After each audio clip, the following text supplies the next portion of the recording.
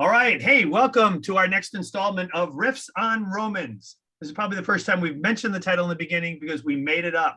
And there was another great entry of what we should have called this podcast, which was When in Romans. And that sounds good too. But you know what? We already submitted it. It's already up on most podcast catchers. So here we are, Riffs on Romans. When in Romans, make sure you go to Riffs on Romans because there's good stuff here. All right, so I'm Ed Anton. We're of course, Tim and I are here every week, Tim Rees. And this week we are joined by Matt Barbero. And Matt is a great aficionado of Romans as well. We've all had some great discussions, especially Tim and Matt on Romans. But this week was Tim's week to preach Romans. He preached from Romans 2 on down to the end of the chapter, verse 12 to 29 of Romans 2. And it was pretty terrific. I would encourage you to look into the podcast feed as well as into our YouTube channel to look for that sermon. But we're going to go ahead and read through this. I'm going to toss it over to Tim after I'm done reading this passage and see what it is that he felt like went well in bringing this sermon to the congregation. And then also some of the stuff that just couldn't fit in, but so rich nonetheless. And it's a good bit of text. I'll read it. Tim did a great job, by the way, of even helping us to organize it in 3 paragraphs that kind of double down on a bullseye of living as Jewish Christians and what would have become more and more sensitive to them. So here we go. I'll begin reading in Romans 2, starting in verse 12, and then we'll be able to kind of jump around, get to say hey to everybody here as we start to talk about the passage. For all who have sinned without the law will also perish without the law. And I'm reading from the ESV today. And all who have sinned under the law will be judged by the law. For it's not the hearers of the law who are righteous before God, but the doers of the law, who will be, ding, ding, ding, ding, ding, justified. For when Gentiles who do not have the law by nature do what the law requires, they are a law to themselves, even though they do not have the law. They show that the work of the law is written on their hearts, while their conscience also bears witness, and their conflicting thoughts accuse or even excuse them on the day when, according to my gospel, God judges the secrets of men by Christ Jesus. Next paragraph. But if you call yourself a Jew and rely on the law and boast in God, and know his will, and approve what is excellent because you're instructed from the law. And if you are sure that you yourself are a guide to the blind, a light to those who are in darkness, an instructor of the foolish, a teacher of children, have it in the law, the embodiment of knowledge and truth. You then, you teach others, do you not teach yourself? While you preach against stealing, do you steal? You who say that one must not commit adultery, do you commit adultery? You who abhor idols, do you rob temples?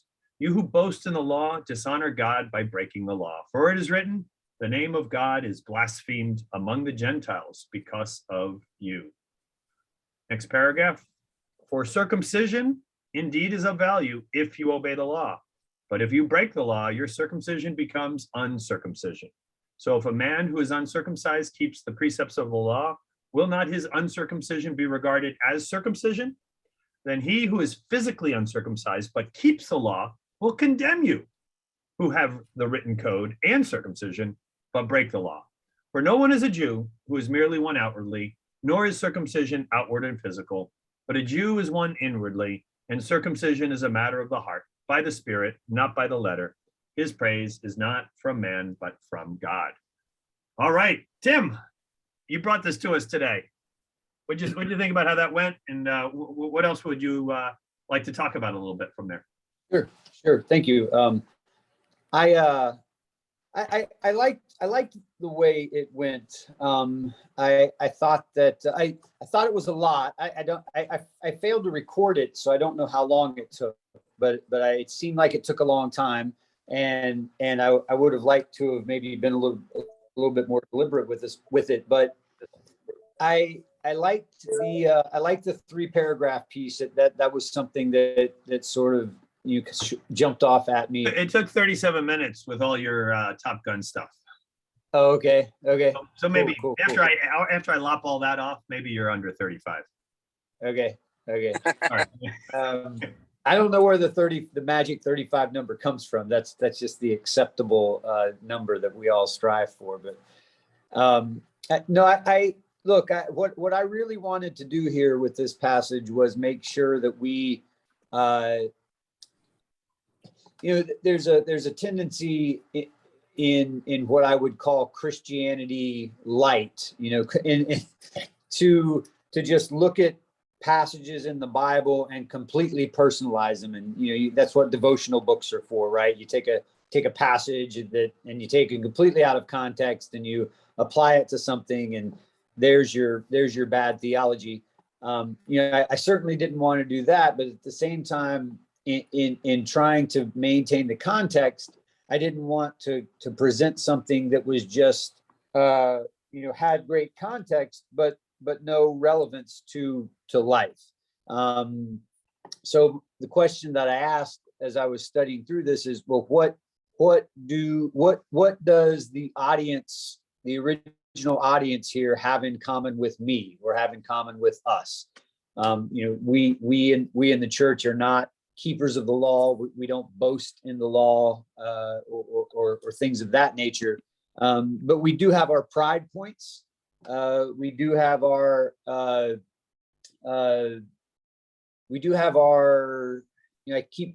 keep trying not to use the word identity because that's politically charged these days. I'm not trying to go for that meaning of it. We have these things that we say, this is me. This is why I'm valuable. This is what works for me. This is clearly superior to other things. I was going to even bring in, since it was Memorial Day, even my status as a veteran can be a cause for a pride that can put me in some sort of a self-righteous position and prevent me from being transformed by God. But anyway, that's what I went for. And I felt like that went well as I sort of read the congregation. There wasn't any more people sleeping than normal. And I think I resonated with folks on that. But ultimately I just want to really drive. I really feel like when we get to Romans chapter 6 and Paul talks to us about dying and no longer living for, no longer submitting the members of our body as instruments of unrighteousness and things like that. I feel like it's such a high calling, and we can't take the flesh along with us. By flesh, I mean our sinful, selfish selves. But I think it's very difficult to sacrifice ourselves when we're so completely in love with ourselves. So I feel like the antidote to that is humility. That's why I use the Peter illustration. It was only after he saw that there was a lot of darkness inside him that he was willing to to change, to transform. So that's what I thought went well. Things that I maybe missed that I would have liked to have talked a little bit about. Paul talks about boasting in the law in the second paragraph, and I thought that that whenever I see the word boast in the Bible, it grabs my attention. Paul will tell us in other writings that if we are to boast, we will boast in Christ. And in the Old Testament tells us that the boastful shall not stand before the presence of God.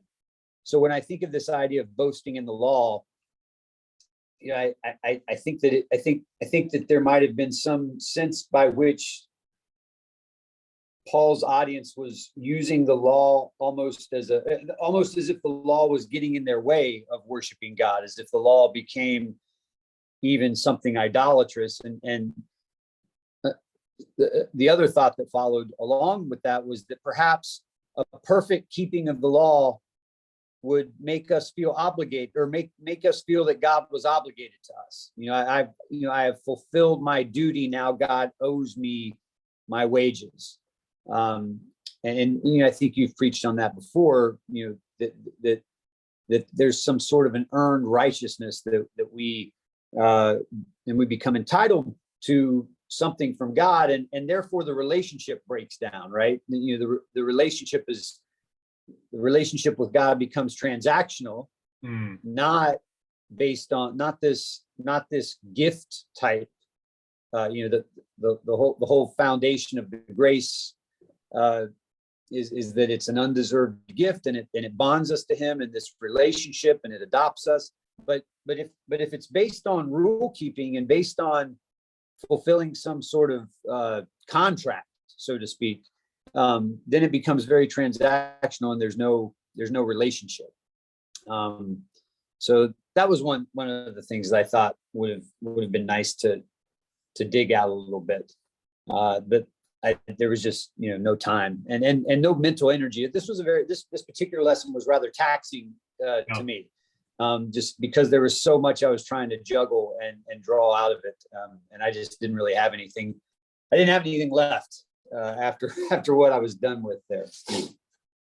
So if we could organize this around the 3 paragraphs, since you did your sermon around that, I'd love for you guys to throw in on the one thing that a lot of people find so provocative in the first paragraph, and that is those people in the world, and I know this is back then, but all those people in the world that didn't get the law, they didn't get exposed to it, they're not God-fearers, they never happened upon a synagogue, but because of chapter 1 talks about God's invisible qualities are made known to everyone. Everybody's without excuse, right? The elegance of creation speaks to design, speaks to authorship, speaks to artistry.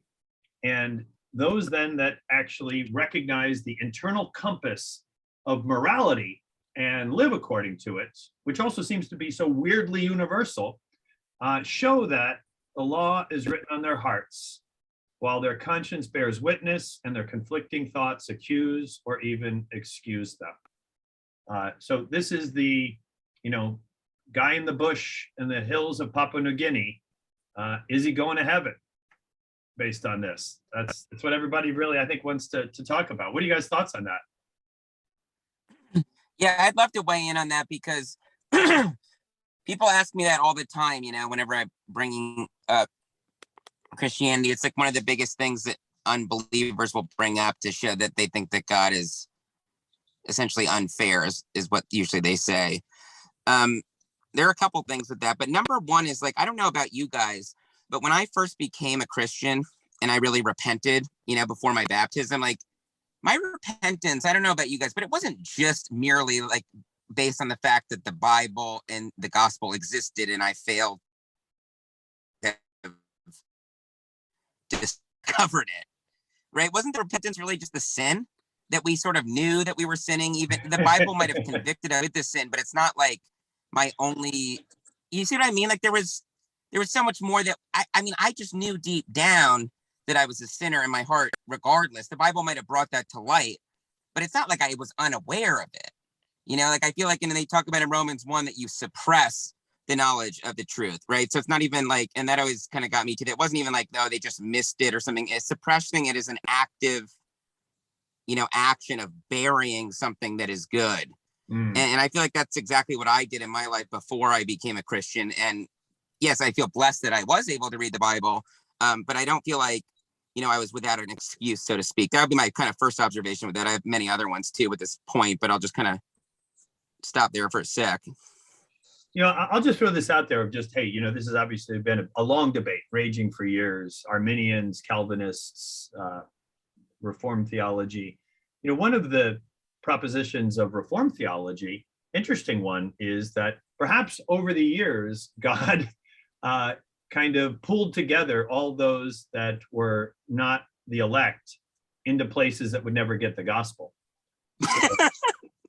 So again, yeah, if those early, kind of ships across the Pacific hadn't landed, well, those people were already kind of predestined to be the lumps of clay to which God would not show mercy, as we'll tackle in a few chapters from now. That's an interesting concept, of course, but it is a way to stay internally consistent, and that much I can appreciate. But I don't know if it really helps me with a just God and a God who really does dare to make us in His image, so that we could try to follow Him. It's interesting that you talk about how it's obvious when our consciences convict us, right? I mean, if I lie, my goodness, it just weighs heavily on me. Or if I steal, my good, right? I mean, it's so odd. But then there's the stuff that happens in repentance, where suddenly you have the purposes of God and you begin to share about Jesus, and maybe that wasn't possible for them exactly, or maybe when they really did repent, they began to just extol that, hey, you know that there's something bigger than all of us, and that we should be living in alignment with this internal compass that He has set in our hearts, this moral law that seems to be there. Maybe that's what it would have looked like, but I'm not sure. But I don't think they were able to, because it says chiefly in verse 15 that their conscience bears witness. So their conscience is what bears witness. Tim Keller has a cool illustration on this. He says, what if we were just kind of judged based on our own conversations? We just say, you know what, that isn't fair. You shouldn't do that. You shouldn't treat people that way. You know what we really should do? And this was, probably back in the 90s when he was writing this. And he said, what if we had like a little recorder around our neck? And then on Judgment Day, all God did is just take the recorder from around our neck and just play back all of the didactics that we said. This is how you should do. This is how you should live. This is what we should do. And we were just judged based on our own sensibilities of what right and wrong is. Wow, we would stand no chance whatsoever. But nonetheless, these consciences that all would have, even without ever coming near the law, chiefly accuse, but sometimes apologia, right? Defend, but chiefly accuse, but now and again actually defend ourselves. So it seems that, yeah, our consciences will actually be kind of on the mark, that we're mainly really falling short. And every now and again, maybe we nail it. I don't know.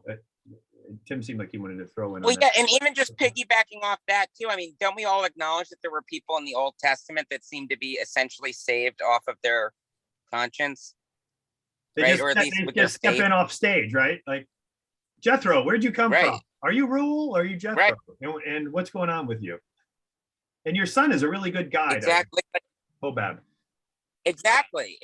And like Job, right? Job, this was all before the law was given even. Job, Abraham.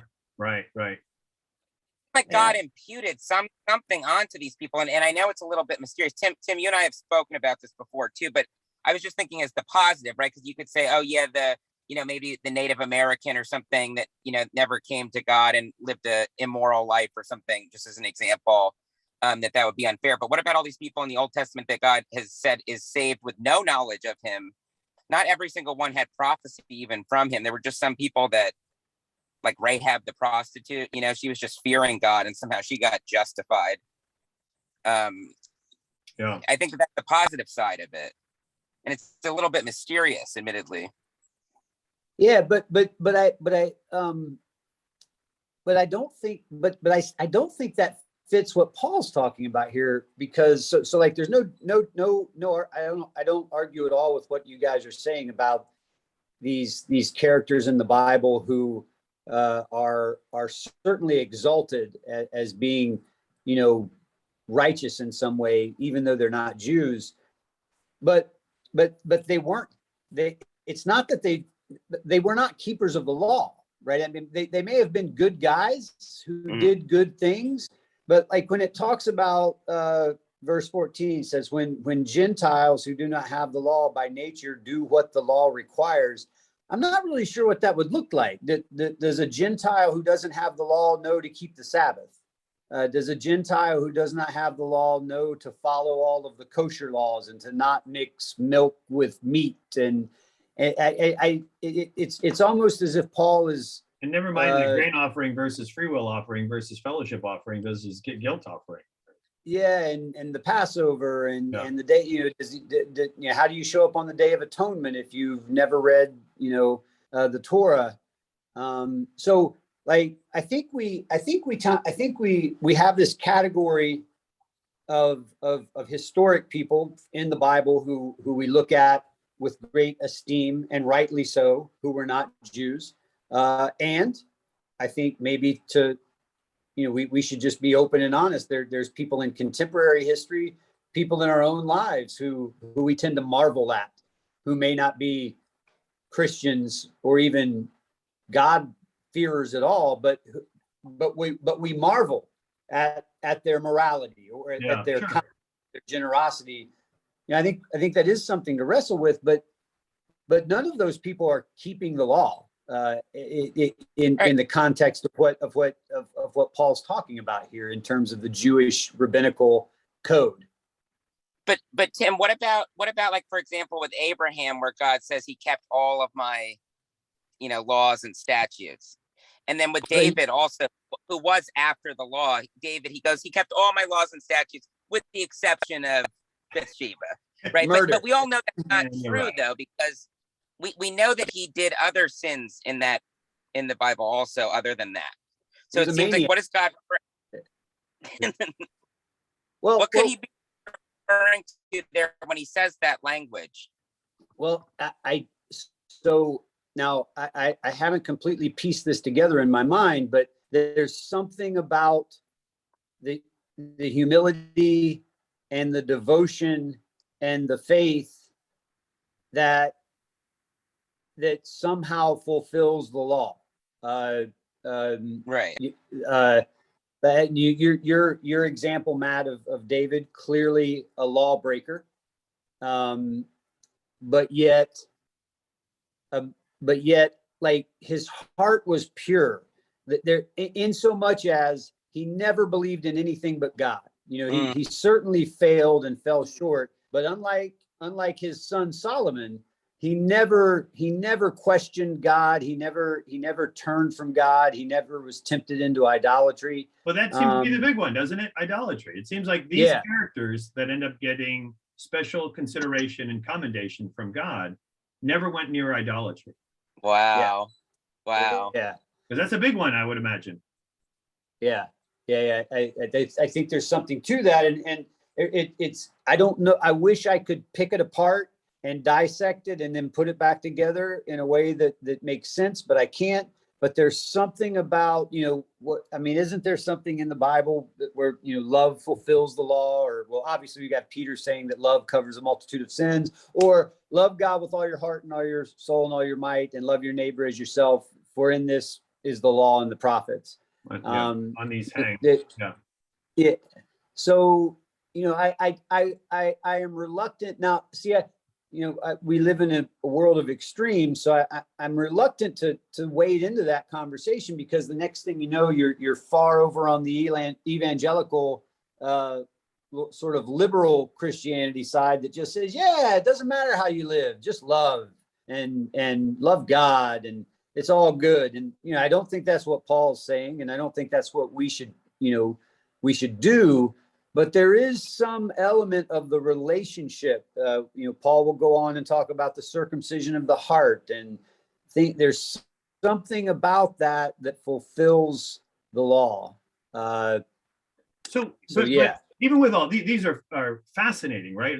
We would love to kind of philosophize on this, but I don't know if that's Paul's task at hand, is to prove or disprove that. I think he's trying to put the Jewish Christians into a place where they have proper perspective, that you think you're all that because you ended up with the written code before these guys ever even became God-hearers or before it ever got exposed to them.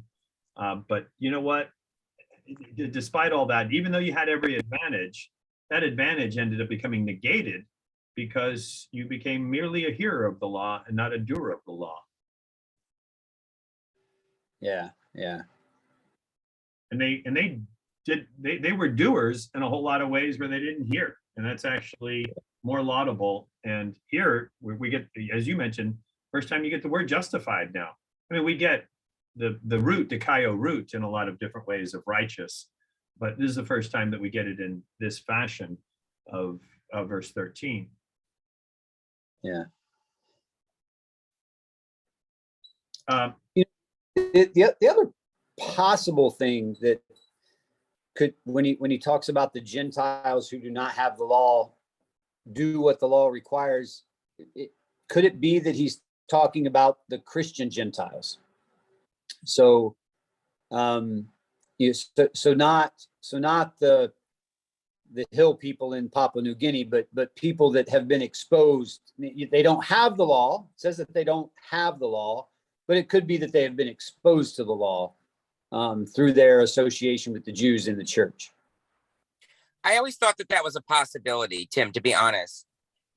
I'm not sure. I mean, I could see it going either way, but I feel like sometimes Christians are emphatic on the other, just saying it's, talking about before, because especially because when we talk about the circumcision of the heart, that seems to be new covenant language, right? When the circumcision of the heart, Ezekiel kind of God giving a new circumcision of the heart, came from Jump Street, isn't it? In Genesis 17:18, isn't that language there early on? Does Genesis 17 talk about circumcising the heart? Well, I know that Ezekiel 36 does for certain. Well, in Deuteronomy 10 does. So I mean, so that's in the law, right? I'm sorry, Deuteronomy 10. Yeah, that's the big one. Right. Right. Yeah, no, I'm sorry. Yeah, but I mean, we have circumcised ears, we have circumcised eyes, tongues, hearts. Obviously, circumcision itself of the foreskin, but I think that even relates to the idea that God judges our secrets, not just our kind of outward adornment, right? He judges what's going on in there. Yeah. No, I just wasn't sure if the circumcision of the heart was only possible, after the new covenant, basically, is what I was suggesting. And I'm not sure. I mean, I'm just throwing it out there, but you think, like, could somebody be circumcised in the heart before? I know it's discussed in the Old Testament, but do you think it's more like he's setting it up for the new covenant with that language? Oh, so it's still an impossible hurdle in the Old Testament, but only with the Spirit. And that's what I'm Christ. Proposing. I'm proposing it. Yeah. I mean, I'm just throwing it out there. I'm not sure, but I was just wondering what you guys thought about that. So circumcise your hearts, therefore, and do not be stiff-necked any longer. For the Lord your God is God of gods, Lord of lords, great God, mighty and awesome, who shows no partiality and accepts no bribes. Yeah, it is the call, but is it an impossible call, I guess? Well, follow me with this, because in some ways I think Moses does the same thing in Deuteronomy that Paul is doing in Romans. In Deuteronomy, Moses recounts the law throughout the early parts of Deuteronomy. He's saying, do this, keep the commandments, do this, keep the commandments, following his statutes. All these things I have commanded you. So he's telling them to be keepers of the law, but then he also tells them you won't keep the law.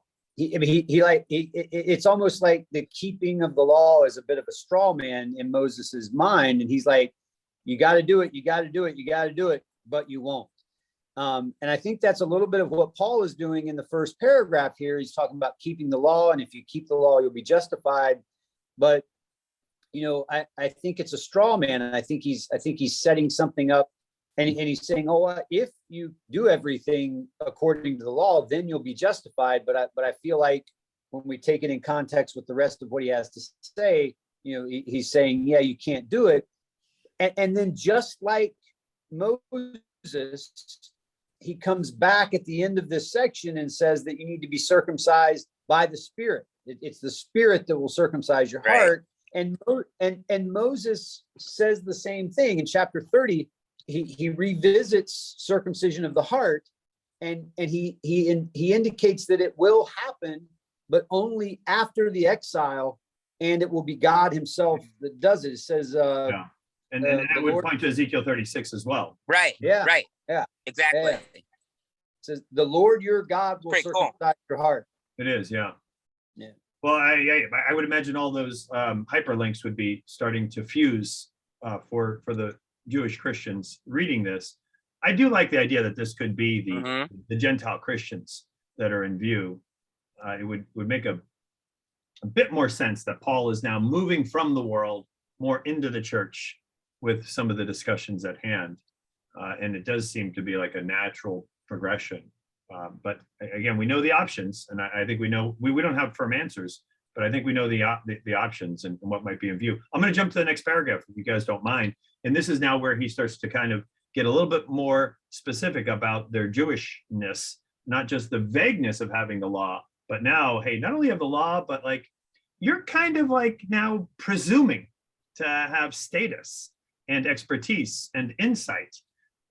And there's a bit of boasting, perhaps, that's even going on here among you with this. And you in the whole litany of, if you are sure that you're a guide to the blind, a light to darkness, instructors of fools, teachers of children, having in the law the embodiment of knowledge and truth, you teach others. You teaching yourself? So now it's becoming more pointed and probably even a bit more convicting even to us as ones who have come to have more knowledge of God. And hey, how about us? How you doing? Right? Yeah. Well, yeah. luckily, you two have more knowledge than I do, so you guys should be much more convicted. So we'll be beaten with Right, many this blows, apparently. And Ed, you the most. So Yeah. Well, Ed for many reasons, Ed will be beaten with many blows, not just his knowledge. That's Not the just least. knowledge. That's the least. If there's a purgatory, I will be spending being purged. It occurs to me as we talk about it right now that that when he kind of talks about them, you claim to be a light to the blind or a guide to the blind and a light in darkness and a teacher. I wonder if he is insinuating that they are presumptuously lording their knowledge over the Gentile Christians in the church, rather than just sort of in general. That would be a pretty good call out, and it would be consistent with the way he attacks Judaizers in his other letters. And maybe they were tempted to do that to regain their status as the founders of the church, since they're now the carpetbaggers in a sense coming back. Yeah, they're not carpetbaggers, obviously. They're just being able to return after Claudius's death. You mentioned that, hey, we see some commandments down here, and you mentioned, all right, so we've got do not commit adultery. There's one, ding, ding, ding. No idols. There's two. stealing. Stealing, yeah. So that's three. But then I think there's a fourth, and that is to not take the Lord's name in vain. Okay, with the blaspheming? Right. The name of God is blasphemed among the Gentiles because of you. To bear the Lord's name is not just to say, oh, GD or Jesus, as an exclamation rather than as a term of call out to our Lord. But that if we, for example, if we bear the name of Christian in vain, wow, that really is the biggest way even today that the name of God is blasphemed among the unbelievers. I think Gentiles here is now a placeholder for unbelievers. But there's a lot of recent scholarship that has pointed the second commandment much more towards not just saying God's name, don't just put a G-D because you want to be careful not to use the Lord's name improperly, but that we, just like Aaron would, holy unto the Lord, he bore the name of Yahweh, that we would bear the name of Jesus, we would bear the name of Christians. And if we did that without any substance, just in vain, wow, what a downside there is to the world of our poor witness. And that seems to be, I think, a good culmination too of what happens in paragraph 2. Yeah, that certainly resonates with me. I think that in Exodus 19, Paul makes it, or I keep saying Paul, God makes it very clear to Moses that he wants a people to sort of bear his name, to be his people, I mean, and I think that, and this is another thing that I thought I might talk about in the lesson, but that I never did, was that the keeping Oh, of it's the the third law. commandment. Sorry, not the second commandment, to bear the Lord's name. Sorry. But I think in some ways the keeping of the law was sort of God's practical path towards how a human might best image him on earth. Do these things so that you will look more like me, so that you can better bear my name, so that you can better be a light to the world, not so that you can boast or claim a righteousness of your own, or feel like you've accomplished something. This is how it's like a father teaching his son how to throw a baseball. It's like, son, this is how you do it, so that you can. This is how I learned how to throw. Now this is how you throw. Not so the son can learn how to throw and say, "Yay, I'm awesome! I learned how to throw." It's a passing this sort of thing on, and I think that's what God was trying to do with the covenant. Was, look, all the nations are living the way they live. You got the child sacrifice, the human sacrifice. You've got the sexual fertility rights. That's what's going on out there. How about we do this? You don't kill people. You don't commit adultery. You rest every 7 days, because that's what I did. And this is how you get to be like me. And it would seem that perhaps maybe, and what Paul is saying here is that you guys have disconnected the law from its purpose, so that you could be a light to the world and image God. And instead, you've taken it as your own as a reason for boasting, and you're blaspheming God in the process. There's a lot of. Well, it's interesting that you say. Sorry. No, you go ahead, Ed. Well, I'll key on ahead. the very thing he was saying is that it seems as though when we look at paragraph 2, that there have been some, kind of particular doctrinal stands, perhaps, that these Jewish Christians are good at, but, the weightier matters and the living it out seem to be rather deficient. Even today, Christianity is blasphemed among the world, and we're viewed as haters, right? More than as loving, because we have certain doctrinal positions, or we have certain political, God forbid, planks on which we stand, and make it as big a deal as anything in terms of the identity of what it is to bear the name of Christ. And it's a grievous thing, of course, because it seems to be square in chapter 2 that we would be majoring in some minors, and to the world it just sounds like hate. Now, by the way, I'm not trying to back off of the idea that there's an exclusive nature to Christianity, and there ought to be. If not, then Jesus died for nothing. That extent of love was foolish. If you could just walk up some other path to the top of the mountain, there ought to be no other paths up that mountain if this degree of butchering and selfless sacrificial love was displayed to us. So again, I'm not trying to just become absolutely ecumenical in this. I'm talking about, no, we still stay exclusive, but exclusive like Jesus, and we love like crazy, rather than just kind of mark out a doctrinal position.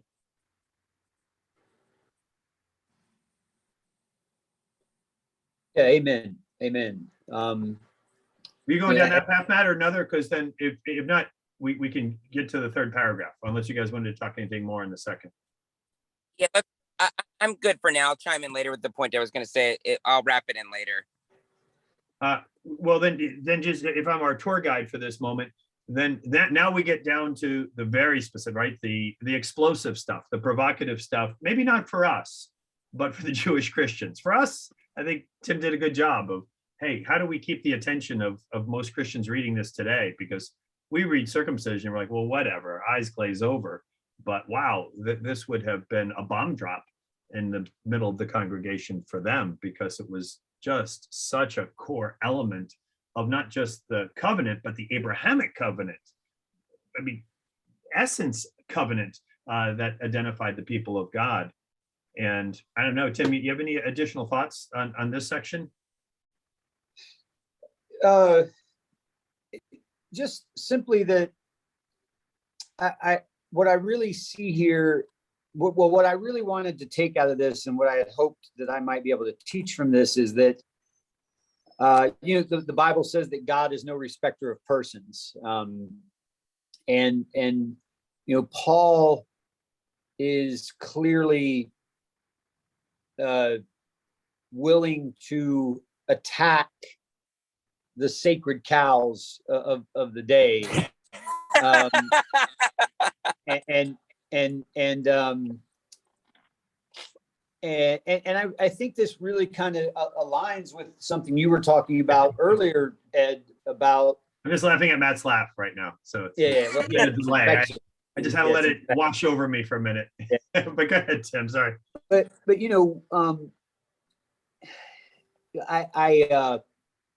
you mentioned earlier, Ed, that sort of how we as Christians blaspheme God in the way that we bear Christ's name, and I think that they used to say things back in the old days, never discuss religion and politics, right? Otherwise you're sure to get in a fight with somebody, right? Never discuss religion and politics.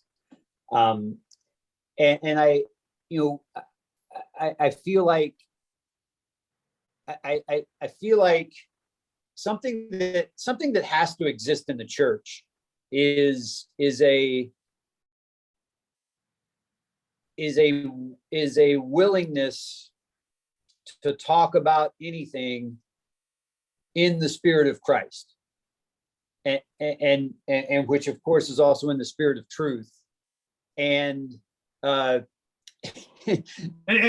knowing that we already have this bond, this koinonia that runs so deep. That's right. Sure, we may have to hash out some issues, but we got a bond. Yeah. And to be generous to Paul, I would think that he had that in mind. Hey, we have Christ now. I'm gonna say some very hard things to you about this circumcision that you claim such pride in, or this identity that you have so much security in. I'm going to come after it, but I'm doing it. I can do it safely because of Christ, and I'm also doing it because of Christ. And that's something that I'd like us to be able to do more. Because the idea of the church should be a real safe space. The idea of a safe space in the world is a place where you can safely talk about some things, but not others. I mean, it's like or you can safely make claims that are ridiculous and false, and nobody can challenge you on them because it's a safe space. But the church needs to be a safe space for the truth. Yeah. Truth is not compromised in that. Yeah. Yeah, and that there is no sacred cow that trumps Christ and the truth of Christ. And I was trying to get to that a little bit when I was speaking about that today. You know how hard it would be, though, to be a Jew, and I mean, circumcision is at such the heart of it, and now it is completely disregarded. Well, that's tough, right? Yeah. It also seems like the other great identifying mark was Sabbath, and that really did seem to get sidelined quite a bit. So the two most outward things, besides all the sacrifices, right, and all the sacrifices go away in Jesus. So all the kind of the outward trappings that would say to the world, these are a particular sanctified people. Wow, it seems like they are just not there anymore. Yeah. And the sad thing for us, and this is Christianity as a whole from over the last several decades, we lost all of the worship ritual of Judaism, and we failed to replace it with a worship in spirit and in truth, like Jesus talked about with the. I think that's probably what he was talking about in chapter 4 of John when he says, "You don't have to worship in the temple or in the mountain. You now worship." Yeah. You're now worshiping in spirit and in truth, and I think we are still struggling what does that mean? It must mean something, like something tangible that you can point to and touch and interact with. This worship in the spirit and in the truth, and we still struggle with it. Some think it's about music, some think it's about communion should be a bigger part of our service than and we it's like the Old Testament made it easy. You do it this way. This is exactly how you do it. And I'm not trying to lift up orthodoxy or Catholicism, but even there they sort of have these liturgies that are defined. We as Protestants tend to kind of be wrestling and fumbling around with it, and sometimes I don't think that we really know what to do with worship. Well, I'm thinking that maybe this paragraph is more just in general outward trappings, and that maybe for us it may not be that we wear a certain style of clothing or we have a certain lexicon, but that we just really begin to look like Jesus in an unmistakable way, right?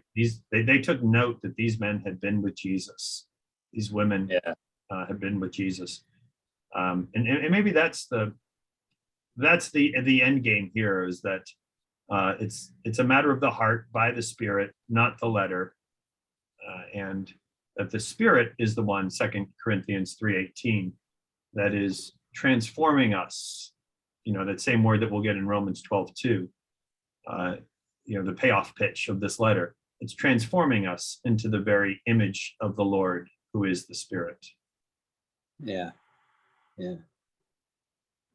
And the one thing I really wish I could have dug in a little bit more on too was his praise is not from man but from God. I think that's just such a big struggle for me. I know. I have a job. I work like a lot of us, and I care a lot about what my boss thinks about me. And some of that is appropriate and healthy. Don't get me wrong. It's not like you're apathetic to the whole thing, but when you find yourself, when you find your own emotional state reflecting the way you think people think about you, you've got a problem. Your security is not in Christ. If you're happy when the boss is happy with you, but you're terrified when the boss is sad with you, something's wrong, right? You're seeking a praise from something other than God, and of course that applies to our friends and our neighbors and our spouses, even, and our fellowship. And fellowship. Yeah. That is a big point. You're right. That's a really big point. So, right. And it speaks to justification as well.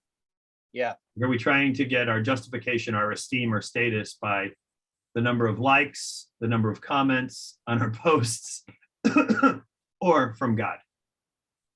And this is, I almost tried to weave this passage into the sermon, but Luke 16:14, when Jesus accuses the Pharisees of, you seek to justify yourselves in front of men, but God knows your heart, and the things that are approved of men are abominable to God.